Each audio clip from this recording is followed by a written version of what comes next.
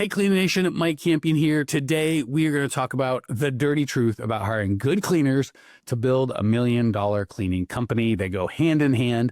A lot of people think it's revenue or lack of clients that gets them $1 million, and that's a piece of it. But once you get over 20, 30, 40,000 a month, a lot of times we're competing for talent and being able to do sustainable, repeatable, dependable work than we are getting jobs. So we're going to talk about that today in the format of Ask Mike Anything. If you want to play, our Facebook group is free. Just Google Grow My Cleaning Company Facebook group. Email us, Instagram, whatever. Join the fun. Hit us with a question. We'll, if it's good, we'll put it on the show.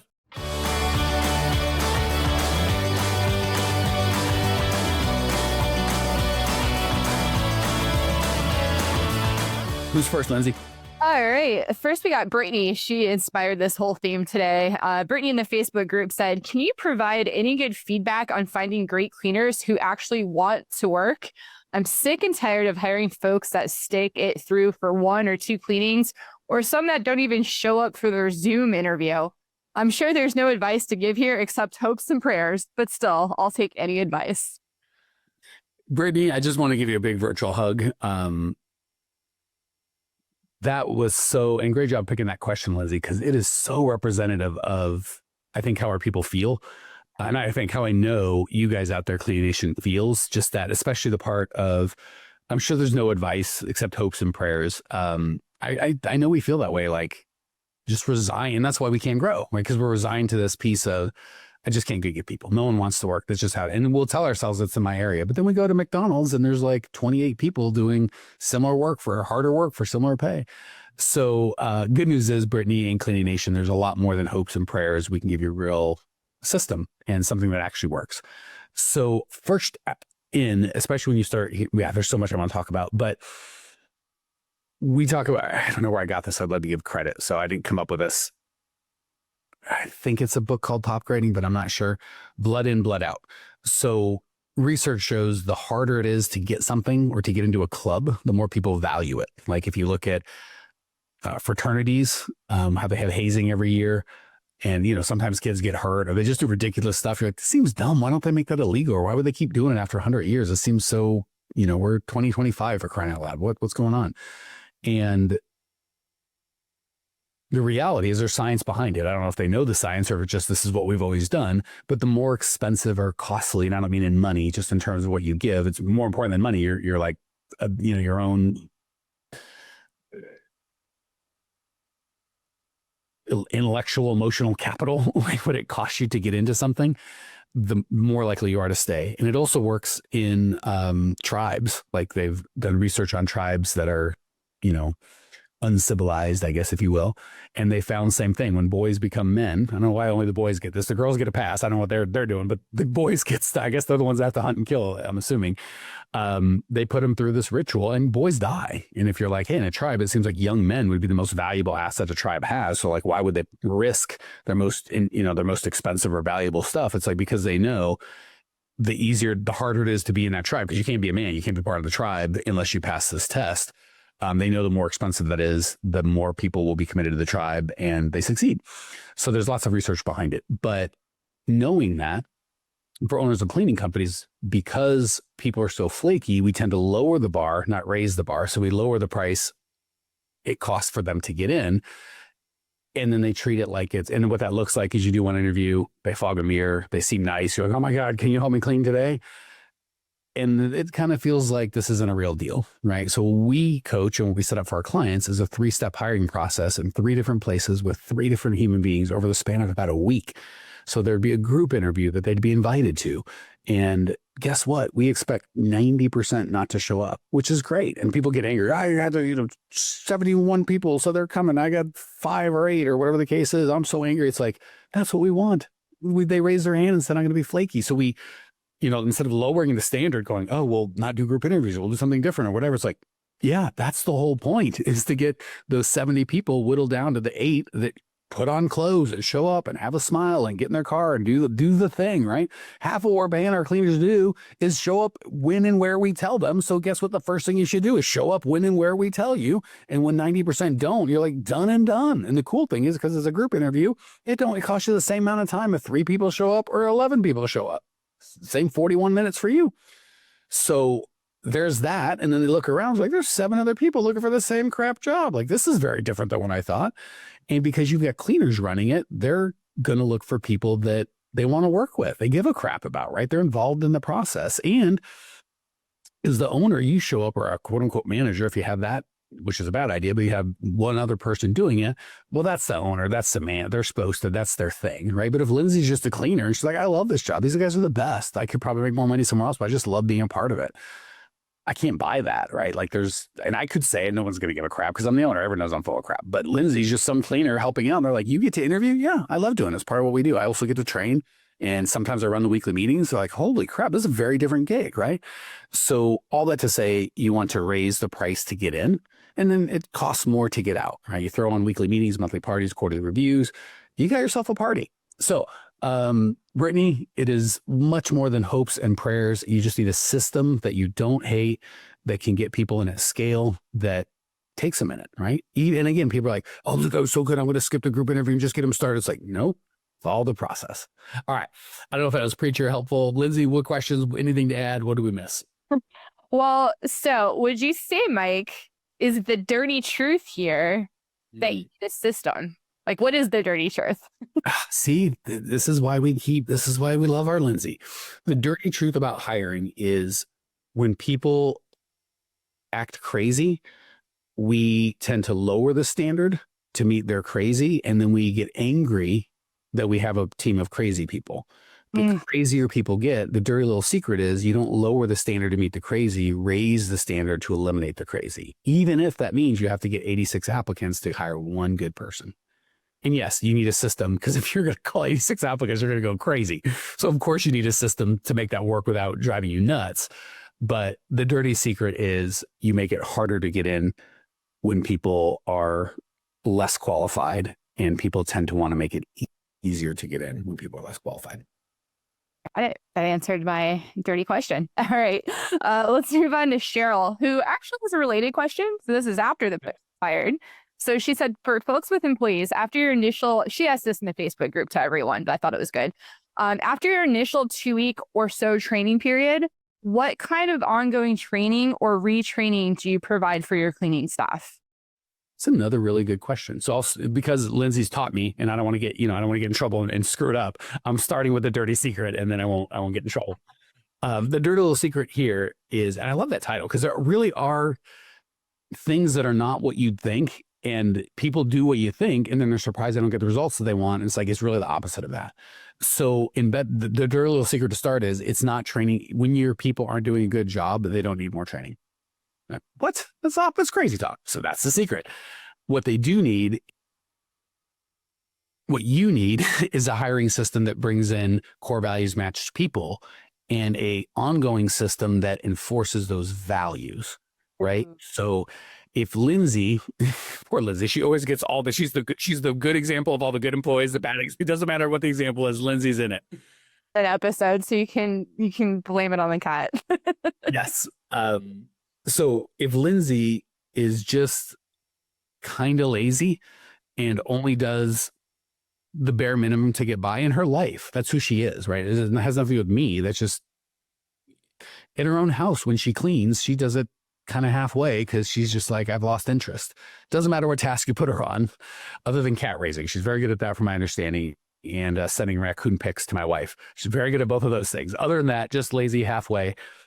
If I yell, scream, beg, cajole, encourage, back rub, buy Cokes for, whatever I think will please Lindsay, I can get her to be pretty gosh darn on it, as long as I'm buying Cokes, rubbing her feet, telling her she's great, yelling at her, whatever kind of things move her needle. I can get that behavior for a second, right? Like I read somewhere, my wife showed me, scientists have actually turned lead to gold. You're like, that sounds alchemy. That's been whatever. It's like, yeah, for a millisecond of one atom of lead in a super chamber of whatever, it's like, oh, so that's what I'm doing with Lindsay. I can turn her into gold for one time. This one circumstance. It's just not a sustainable thing. And it's just not worth my time. Frankly, Lindsay will probably get tired of it at some point, and she's going to revert back to who she is. That's just who she is. Now, I hired Lindsay too. Good Lindsay. That was evil. That was lazy Lindsay. Now we're going to get, we need another L. We got lazy Lindsay and lovely Lindsay. So when I hired lovely Lindsay, She's like, yeah, about time I got some goddamn credit around here. She just does everything the way she sees is right because it's who she is. It's not, nobody's watching her. It would make her nuts if she cleaned her own house and left something undone. She's like, this isn't the way it should be done. It has to be done right. Like I can't, when she goes to other people's house and things are amiss, she's just like, I can't have it. I can't live like this. And it has nothing to do with me. And I don't have to watch her. I don't have to hold her hand. I don't have to pat her head. I don't have to buy her gifts. I just give her the encouragement she needs and let her know she's valued and that this work is important and she's going to do great. So step one is the dirty little secret is you can't, I heard this from a dog trainer friend of mine. He's like 90% of it's find the right dog. He goes, you find most dogs are 5s or 6s. He's like, just the vast majority. And you find me a 5 or 6, I can get him a 7 or 8, no problem. But the things that he was training for was just like very specific like military, just like stuff that was 7 and 8s couldn't do. He's like, you need a 9 or 10. And he goes, I got to have an 8 or 9. He goes, well, I'm starting with a 7. I can get them to do a lot there. I can modify their behavior quite a bit, but they're never going to do the things that the military needs them to do. You find a 9 and he goes, there might be 1 in 100. So that goes back to the first question. The dirty little secret is you've got to get the right person and you're never going to train a 6 to be a 10, but you find an 8, they're at least going to be an 8 and you can probably get them to a 10. And the way you do that, the two dirty little secrets, one for the price of one, second dirty little secret is they really just need culture. So if Lindsay is lovely Lindsay and she is the 9 that I'm looking for, and I went through 86 applicants, and only 6 showed up at the group interview and only 3 got to the one-on-one and only 2 made it to the working interview and she was the only one that made it. So she's the 1 in 86 or 1 in 100. That box is checked. But to answer the question that this lovely lady asked, what do I do after they're trained?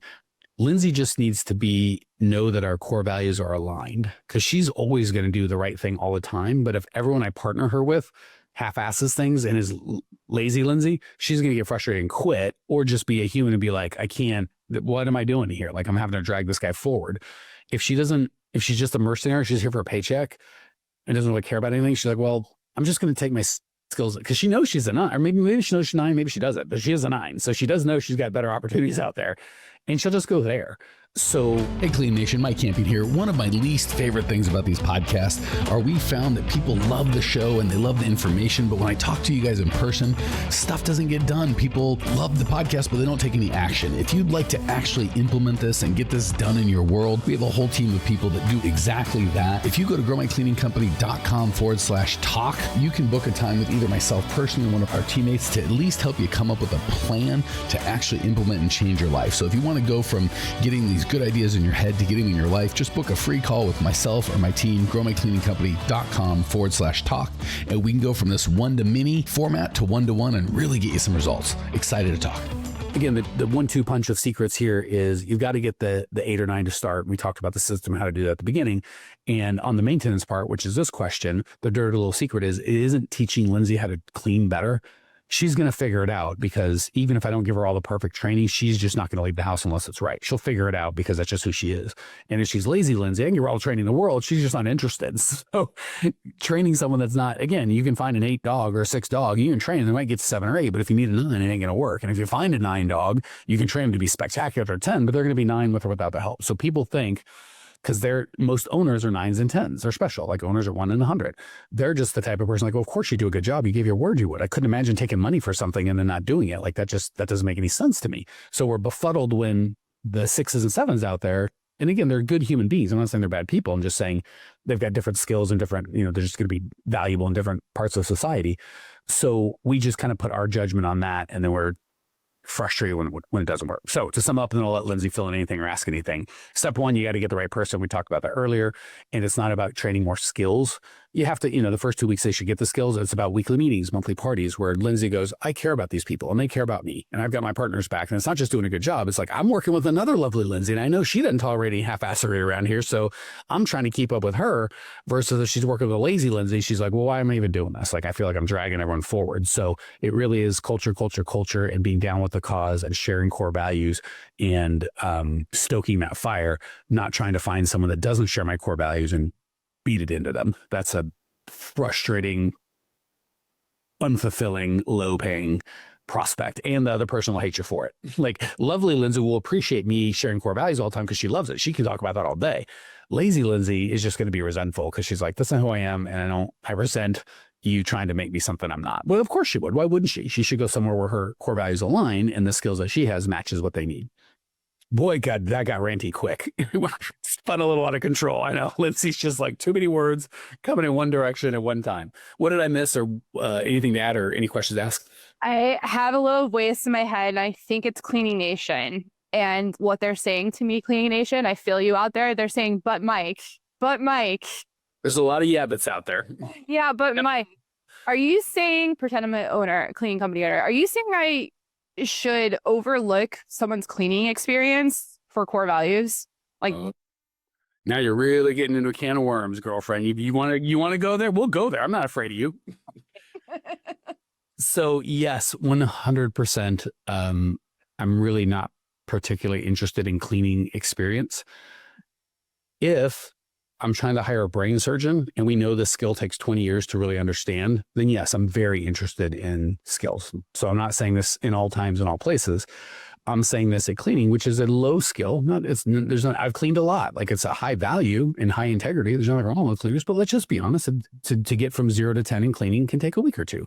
To get from 0 to 10 in brain surgery, I don't know, but I'm guessing it's a decade or probably decades where experience matters, right? Most cleaners just, they get from 0 to 8 or 9 or 10, and then they keep repeating that same week over and over. They don't get incrementally better because there's just really nothing.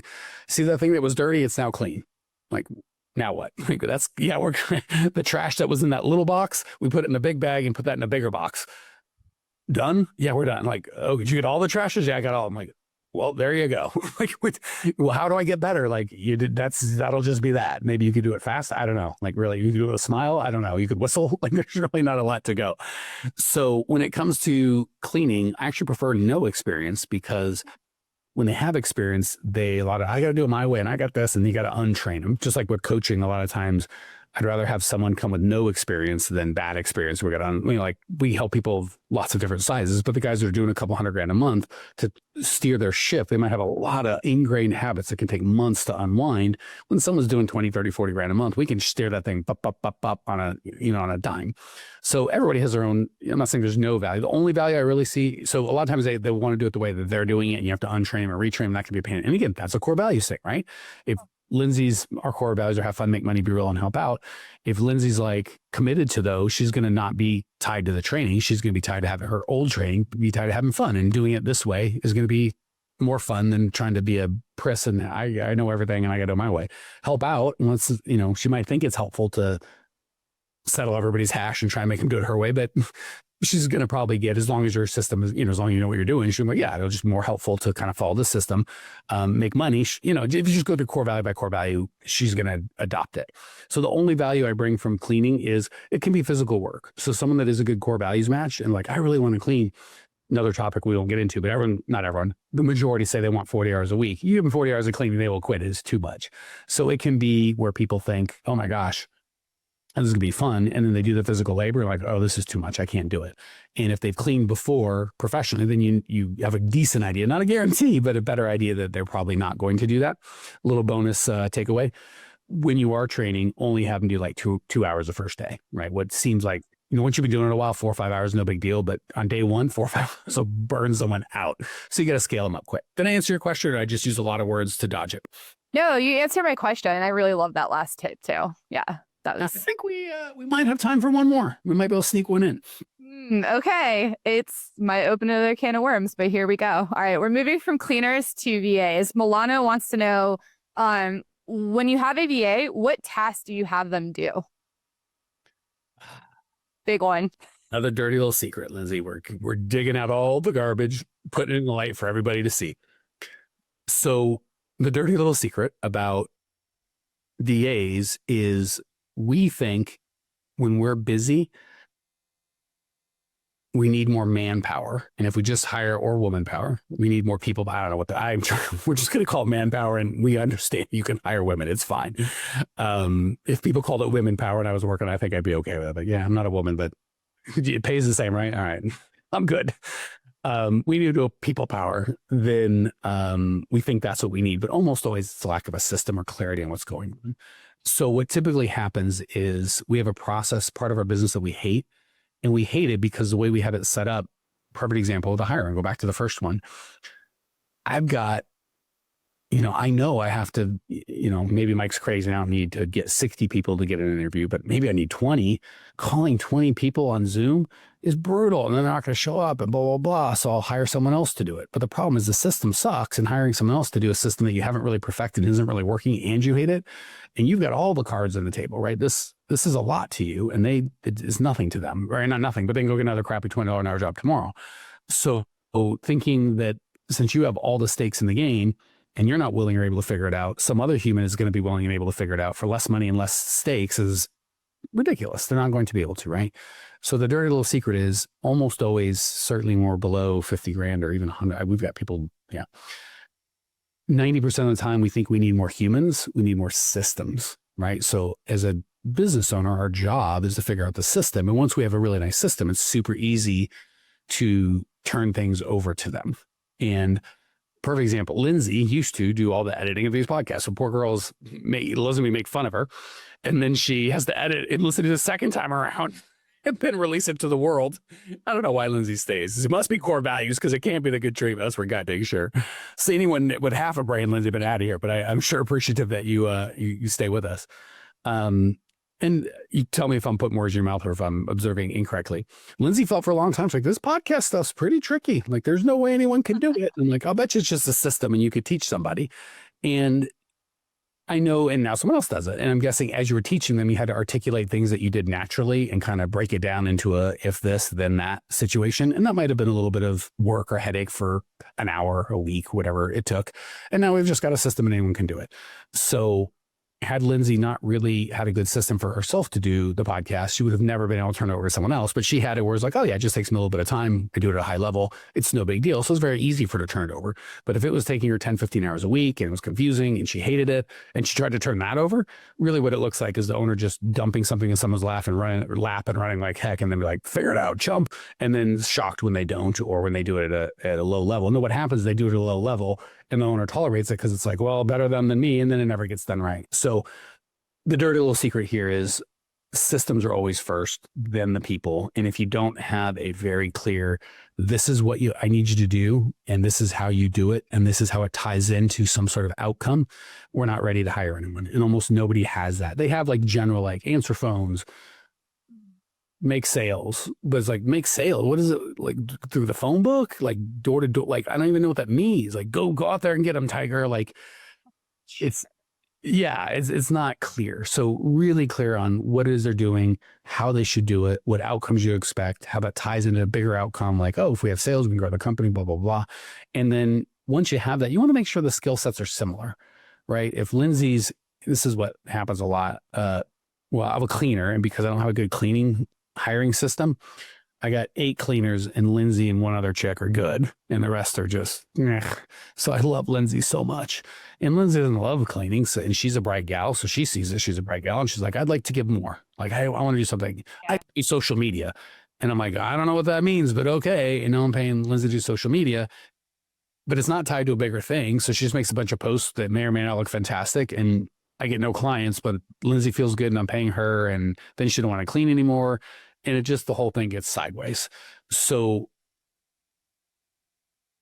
and that happens because we're just so in love with Lindsay because she's the only good person we've hired. So again, when you get the right hiring funnel and the cleaners are doing a great job, and if they don't want to do a great job, we got someone else behind them, it takes away all that leverage of, I'm just going to have this person that's not really skill set to do it, right? And Lindsay's like, I could do accounting. She can't do accounting. She watched a couple of videos on YouTube about QuickBooks. And so typically sales and accounting aren't the same. Typically cleaning and almost any admin work aren't the same, right? So make sure when you've got those lists that you're reasonable, not being like, this guy can be in charge of dealing with customer complaints and dropping off supplies.